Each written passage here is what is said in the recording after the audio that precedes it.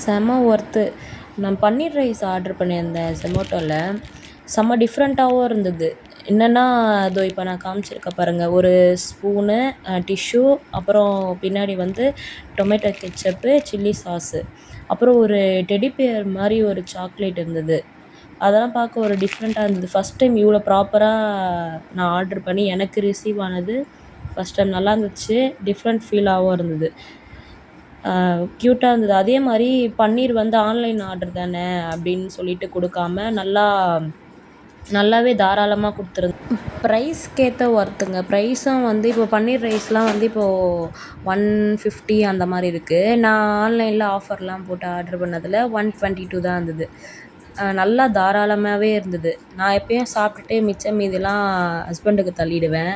அதே மாரி தான் சாப்பிட்டுட்டு தூங்கிட்டு இருந்த எங்க ஹஸ்பண்ட எழுப்பி, "என்னால முடியல. நீங்க சாப்பிடுங்க" அப்படின்னு சொல்லிட்டு, என்னால முடிஞ்சது தாராள மனசா கொஞ்சோண்டு வச்சு குடுத்துட்டேன்.